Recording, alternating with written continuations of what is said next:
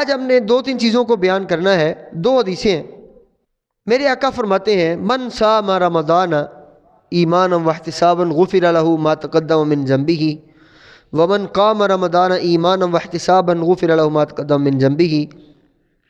یہ پہلی حدیث ہے کہ جس نے ایمان کی حالت میں اور احتساب کی حالت میں روزے رکھے تو اس کے سابقہ گناہ معاف ہو جاتے ہیں، اور جس نے ایمان اور احتساب کی حالت میں رمضان کی راتوں کو قیام کیا اس کے بھی سابقہ گناہ معاف ہو جاتے ہیں. پہلی حدیث ہے. اور دوسری حدیث یہ ہے، پیارے آقا صلی اللہ علیہ وسلم فرماتے ہیں الصلوات الخمسۃ والجمعۃ الی الجمعۃ ورمضان الی رمضان مکفرات لما بینہن اذا اجتنبت الکبائر. میرے آقا فرماتے ہیں کہ ایک نماز سے دوسری نماز، فجر سے ظہر، ظہر سے عصر، عصر سے مغرب، مغرب سے عشاء، پھر عشاء سے فجر، پانچوں نمازیں ایک سے دوسرے تک، ان کا درمیانی جو فاصلہ ہے اس کی بات ہو رہی ہے. والجمعۃ الی الجمعۃ، اور ایک جمعہ سے دوسرا جمعہ، یعنی ایک نماز جمعہ سے لے کر دوسرے نماز جمعہ تک. اور تیسرا فرماتے ہیں ورمضان الی رمضان، اور ایک رمضان کے مہینہ جو ہے اس سے لے کر دوسرے رمضان کے مہینے تک جو دوسرا رمضان ہوتا ہے، یہ سارے کے سارے مکفرات لما بینہن، اپنے درمیان ہونے والے گناہوں کا کفارہ ہوتے ہیں.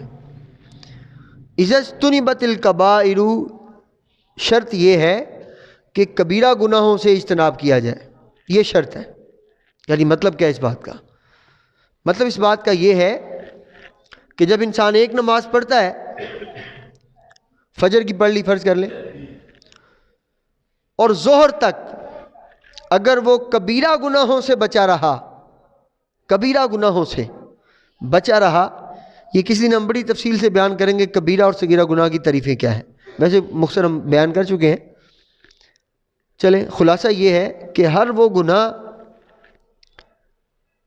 جو حقوق العباد سے متعلق ہے وہ کبیرہ ہے، یہ تو بات طے ہے. ہر وہ گناہ جس سے کسی انسان کو تکلیف پہنچ جائے وہ کبیرہ ہے. ابھی ہم اس کو بیان کرنے والے ہیں آگے، یہ شیطان کا جو فلسفہ ہے اس کے اندر. ہر وہ گناہ جس سے اسلام کی توہین لازم آئے وہ کبیرہ ہے.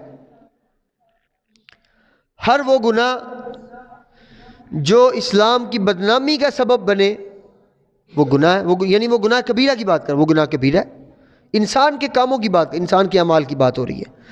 تو پیارے آقا فرماتے ہیں ایک نماز سے دوسری نماز تک، فجر سے لے کے ظہر تک، اگر انسان کبیرہ گناہ نہ کرے تو ظہر کی نماز جو ہوتی ہے فجر سے لے کر انسان سے اگر کوئی صغیرہ گناہ کا ارتکاب ہو گیا نا تو وہ نماز جو ظہر کی ہوتی ہے وہ ان کو مٹا دیتی ہے، مکفرات، مٹا دینے والی ہے. پھر اگر ظہر سے لے کے عصر تک اگر انسان کبیرہ گناہ نہ کرے، جھوٹ یہ کبیرہ گناہ میں شامل ہے. اگر کوئی کبیرہ گناہ نہ کرے تو میرے آقا فرماتے ہیں جو عصر کی نماز ہوتی ہے وہ انسان سے اگر کوئی صغیرہ گناہ کا اجتناب، کوئی ارتکاب ہو گیا تھا تو عصر کی نماز اس کو مٹا دیتی ہے. پھر عصر سے لے کے مغرب تک اگر انسان کوئی کبیرہ گناہ نہ کرے تو مغرب کی نماز انسان کے عصر سے جو ٹائم شروع ہوا ہے اگر کوئی صغیرہ گناہ کا ارتکاب ہو گیا اس کو مٹا دیتی ہے. پھر مغرب سے لے کے عشاء تک اگر انسان کوئی کبیرہ گناہ نہ کرے تو عشاء کی نماز اس کے گناہ صغیرہ کو مٹا دیتی ہے. پھر عشاء سے لے کے فجر تک اگر کوئی انسان کبیرہ گناہ نہ کرے تو فجر کی نماز اس کے سابقہ صغیرہ گناہ، یہ اللہ نے ایک سسٹم لگا دیا ہے ہمارے صغیرہ گناہوں کو مٹانے کا. اللہ نے بڑا آٹو سسٹم لگا دیا ہوا ہے، جس طرح ہمارے موبائلوں میں سسٹم ہوتا ہے نا، ریسائیکل میں جا کے ہم ریسائیکل میں چیز ڈیل کر کے رکھ دیتے ہیں تو 30 دن بعد آٹومیٹکلی ریموو ہو جاتی ہے. تو یہ جو نمازیں ہیں دراصل اللہ نے ہمارے صغیرہ گناہ مٹانے کا ایک سبب بنا دیا ہے.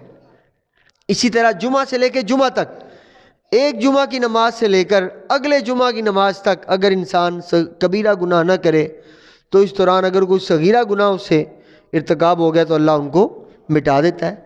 اسی طرح ایک رمضان کے مہینے یعنی پچھلے رمضان سے لے کر اس رمضان تک اگر کسی انسان نے کبیرہ گناہ نہیں کیے ہیں تو اللہ تعالیٰ اس رمضان کی برکت سے پورے سال میں جو صغیرہ گناہ اس کے تھے اس کو مٹا دے گا. یہ برکات ہے.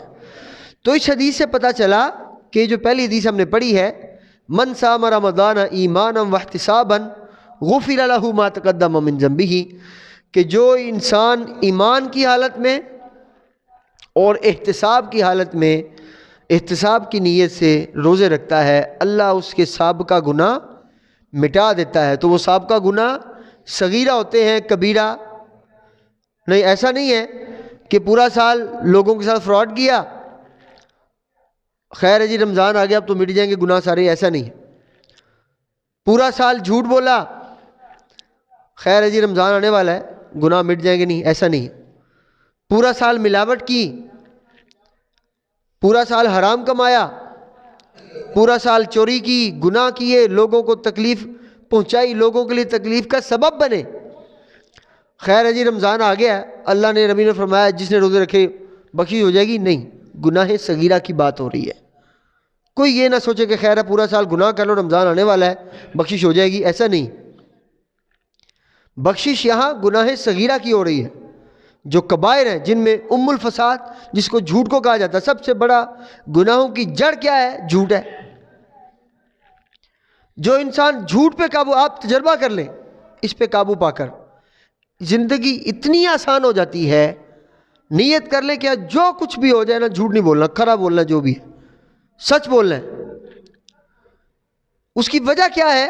زندگی موت اللہ کے ہاتھ میں، رزق اللہ کے ہاتھ میں ہے، صحت تندرستی اللہ کے ہاتھ میں ہے. میرے آقا فرماتے ہیں، ابھی ریاض الصالحین میں آگے آئے گی، لو اجتمع الناس ان ينفعوك بشيء لن ينفعوك الا ما كتب الله لك ولو اجتمعوا ان يضروك بشيء لن يضروك الا ما كتب الله لك.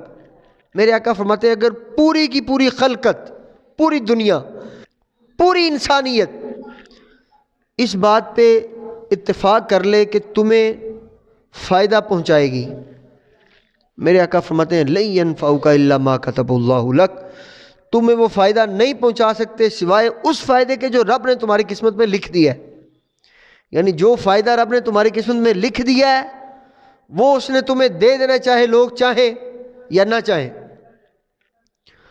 وَلَوِ اجْتَمَعُوا أَن يَضُرُّوكَ بِشَيْءٍ، اور اگر پوری کی پوری دنیا اس بات پہ اتفاق کر لے کہ وہ تمہیں نقصان پہنچا دے گی، تمہیں قتل کر دے گی، تمہارا کچھ بگاڑ لے گی، میرے آقا فرماتے ہیں لن يضروك الا ما كتب الله لك، تو وہ صرف اتنا ہی بگاڑ سکتی ہے جتنا رب نے لکھا ہوا ہے.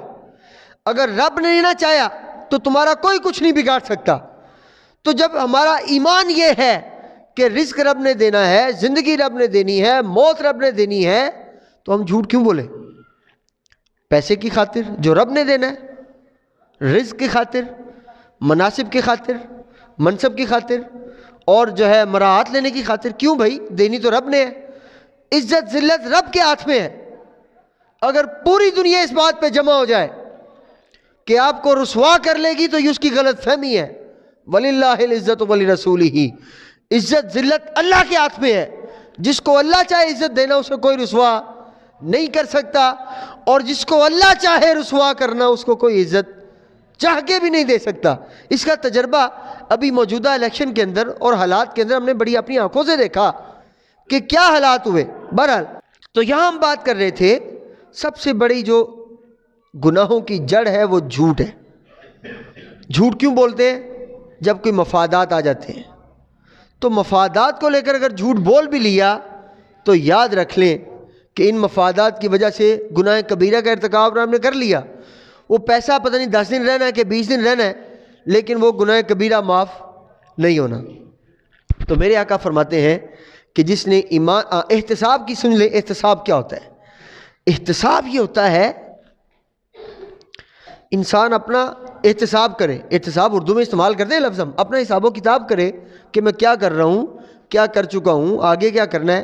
ایک اس کا مطلب یہ ہے، اور دوسرا اس کا مطلب ہے کہ جب سارا اپنا حساب و کتاب کر لینا حساب و کتاب کرنے کا مطلب ہے اگر تو گناہ کیے تو ان کا کفارہ ادا کرے، توبہ کرے، کسی کا نقصان کیا ہے اس کا ازالہ کرے، نمازیں رہ گئی ہیں قضا کر لے، روزے رہ گئے ہیں قضا کر لے، زکوٰۃ رہ گئی زکوٰۃ ادا کرے، جو جو فرائض رہتے ہیں واجبات وہ ادا کرے، اس بات کو یقینی بنا لے کہ اس کے ذمے اب کوئی گناہ نہیں بچا۔ احتساب کا سب سے پہلا مطلب یہ ہے کہ اس بات کو یقینی بنانا کہ اس کے کھاتے میں اب کوئی گناہ اس کی طرف سے نہیں ہے، اس کی نیت جو تھا اس نے کفارہ ادا کر دیا، توبہ کر لی، جو جو کچھ کر سکتا تھا۔